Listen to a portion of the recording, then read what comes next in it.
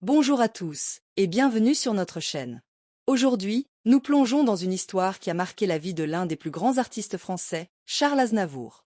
Une histoire restée secrète pendant des décennies, jusqu'à ce qu'Ulla Torcel, à l'âge de 80 ans, décide enfin de briser le silence. Les lumières de la ville scintillent sur les Champs-Élysées. Charles Aznavour, déjà star montante de la chanson française, croise le regard d'une mannequin suédoise dans les coulisses d'un défilé de mode. Cette rencontre va bouleverser sa vie, mais personne ne le sait encore. Ulla Torcel, beauté scandinave au sourire énigmatique, n'était pas simplement une passante dans la vie d'Aznavour. Elle allait devenir le secret le mieux gardé de l'artiste, une histoire d'amour passionné qui a influencé certaines de ses plus grandes chansons.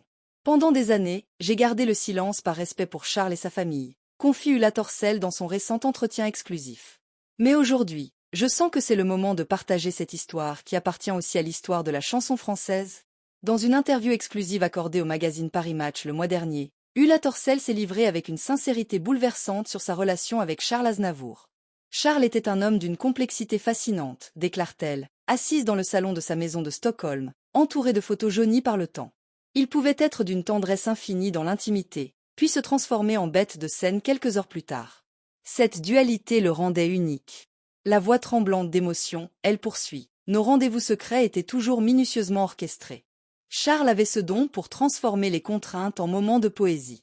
Un soir, alors que nous ne pouvions pas sortir sans risquer d'être vus, il a composé une mélodie qui deviendrait plus tard l'une de ses chansons les plus célèbres. Je l'ai regardé créer pendant des heures, assise silencieusement dans un coin de sa loge.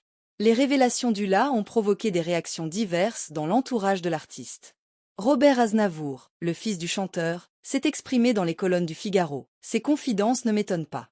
Mon père avait cette capacité à compartimenter sa vie, à vivre plusieurs histoires en parallèle sans que cela n'entame son intégrité artistique.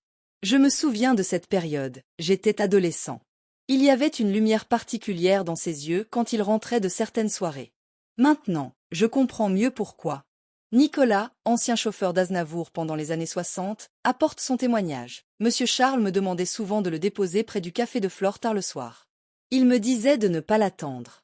Je l'ai vu plusieurs fois, cette jeune femme blonde qui l'attendait à l'intérieur. Ils partaient ensemble, marchant dans les rues désertes de Saint-Germain. Le lendemain, Monsieur Charles était toujours plus inspiré, plus créatif en studio. Patricia Aznavour, la fille du chanteur, livre un témoignage plus nuancé dans une interview accordée à Elle Magazine. Papa était avant tout un artiste. Ses relations amoureuses nourrissaient son art, c'était sa façon de vivre. Quand je relis certains de ses textes aujourd'hui, je comprends mieux les subtilités, les références voilées. Cette histoire avec Ulla fait partie de son héritage artistique.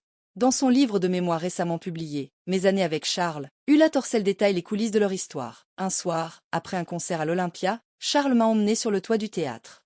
Paris s'étendait à nos pieds, scintillante et mystérieuse. Il m'a dit, « Tu vois, ma belle, cette ville garde nos secrets mieux que n'importe qui. » C'était sa façon de me dire que notre amour devait rester dans l'ombre. J'ai accepté ces conditions parce que je comprenais l'homme derrière l'artiste. Jacques Adoré, ancien producteur et ami proche d'Aznavour, témoigne dans Le Parisien. Charles m'en avait parlé à l'époque, très discrètement. Il vivait cette histoire comme une parenthèse enchantée, un souffle de jeunesse qui le revigorait. Je me souviens d'une soirée où il m'a confié, « Jacques, parfois le bonheur doit rester secret pour rester pur. » C'était sa philosophie.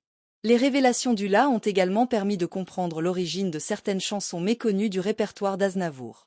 Marcel Lacroix, ancien arrangeur du chanteur, explique dans un documentaire récent, il y avait cette chanson, Les Amants de minuit, qui n'est jamais sortie en single.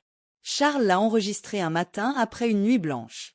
Les paroles parlaient d'un amour impossible, d'une passion qui devait rester secrète. Maintenant, je comprends qu'il parlait d'Ulla. Dans son interview, Ulla Torcel révèle des moments intimes qui éclairent d'un jour nouveau la personnalité d'Aznavour. Charles avait cette habitude touchante de me lire ses textes en avant-première. Il voulait mon avis, mais surtout, il voulait voir dans mes yeux si les émotions passaient. Un soir, il m'a lu La Bohème avant même de la mettre en musique. J'ai pleuré, il a souri et m'a dit, « Si tu pleures, c'est que c'est bon. » Cette chanson n'était pas sur notre histoire, mais elle contenait toute la mélancolie de nos moments ensemble.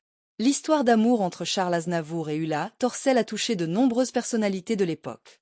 Édith Piaf, peu avant sa disparition, les avait rejoints dans un petit café de Montmartre. Elle nous a regardés et a dit à Charles, « Cette petite a quelque chose de spécial dans les yeux, garde-la près de toi. » C'était en 1963, quelques mois avant sa disparition. Charles était très ému ce soir-là, se souvient Ulla. Lisa Minnelli, amie proche d'Aznavour pendant plus de 50 ans, s'est confiée au magazine Vanity Fair. Charles avait parlé d'elle très subtilement lors de nos nombreuses conversations à New York. Il disait toujours qu'il y avait eu dans sa vie une femme qui représentait la perfection de l'amour impossible. Je comprends maintenant qu'il parlait d'Ulla. Jean-Paul Belmondo, avant sa disparition, avait enregistré un témoignage bouleversant. Charles et moi partagions souvent nos soirées dans les années 60. Il y avait cette période où il disparaissait mystérieusement après ses spectacles. Un soir, je l'ai croisé par hasard près du pont des Arts, main dans la main avec une femme d'une beauté saisissante. Il m'a fait un clin d'œil complice et un signe de garder le silence. C'était Ulla. Je n'ai jamais trahi ce secret, mais aujourd'hui, je peux dire que je n'ai jamais vu Charles aussi heureux que pendant cette période. Dans son salon stockholmois, Ulla Torssell poursuit ses révélations. L'été 1965 approchait, et nous savions tous les deux que notre temps était compté. Charles partait pour une longue tournée internationale, et ma carrière de mannequin me réclamait à Stockholm. Un soir, dans sa loge à l'Olympia, il m'a regardé longuement et m'a dit « Les plus belles choses ont une fin, c'est ce qui les rend éternelles. Nous n'avons pas pleuré, nous n'avons pas fait de promesses, nous avons juste écouté le silence. » Ce silence qui allait durer presque 60 ans. Aujourd'hui, à 80 ans, Ulla Torssell regarde cette histoire avec sérénité, je ne regrette rien. Notre amour a nourri son art, et ses chansons ont bercé ma vie. Quand j'entends certaines mélodies à la radio, je ferme les yeux et je retrouve le Charles de ces années-là, assis à son piano, cherchant les mots justes pour dire l'indicible. Les révélations d'Ulla Torssell ne ternissent en rien la légende d'Aznavour. Au contraire, elles ajoutent une dimension supplémentaire à son génie créatif. Comme le dit si bien Patrick Bruel dans une récente interview, les grands artistes transforment leurs amours en œuvres d'art. Charles a transformé son histoire avec Ulla en chanson éternelle. C'est peut-être la plus belle déclaration d'amour qu'un artiste puisse faire. Cette histoire, préservée pendant près de 60 ans, nous rappelle qu'Aznavour était avant tout un homme capable d'aimer intensément et de transformer ses émotions en articles. Comme le conclut si justement Ulla Torssell, l'amour véritable ne meurt jamais, il se transforme. Le nôtre s'est transformé en chanson qui continue de faire rêver des millions de personnes. Ulla se souvient des détails qui rendaient leur relation si spéciale. J'avais 20 ans et je représentais cette nouvelle vague de mannequins scandinaves qui fascinait Paris.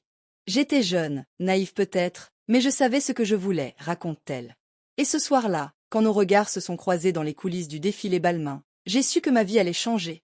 Leur relation est restée secrète pendant des mois. Les rendez-vous discrets dans les cafés de Saint-Germain-des-Prés, les promenades nocturnes le long de la Seine, les soirées passées à écouter Charles composer. Tout cela a nourri l'inspiration de l'artiste, donnant naissance à des chansons que le public a aimées sans en connaître la véritable histoire. Il écrivait la nuit, se souvient Ulla. Je le regardais composer, assis à son piano, cherchant les mots justes pour décrire nos moments ensemble sans jamais me nommer directement. C'était notre pacte silencieux. Brigitte Bardot, qui les avait rejoints dans un petit restaurant près de Saint-Germain-des-Prés, apporte son témoignage. Elle m'a prise à part et m'a dit « L'amour véritable est celui qui vit loin des photographes. Ne laissez personne gâcher votre histoire. Bébé a toujours gardé notre secret, et nous lui en étions reconnaissants. » Céline Dion, qui a partagé de nombreux duos avec Aznavour, s'exprime dans une interview exclusive. Charles me parlait souvent de l'inspiration derrière ses chansons. Un jour, alors que nous répétions plus rien ensemble, il s'est arrêté au milieu du morceau et m'a dit « Cette chanson, je l'ai écrite en pensant à une femme qui a changé ma vie sans que personne ne le sache jamais. » Aujourd'hui, je comprends qu'il parlait d'Ulla. Alain Delon, dans un rare entretien accordé au Figaro, se souvient, Charles était un ami proche. Je l'ai vu amoureux plusieurs fois, mais il y avait cette période au début des années 60 où il était différent, plus léger, plus inspiré. Un soir, dans ma maison de Douchy, il m'a confié qu'il vivait une histoire qui le transcendait mais qui devait rester secrète. Il m'a dit, Alain, parfois le plus bel amour est celui qu'on ne montre pas.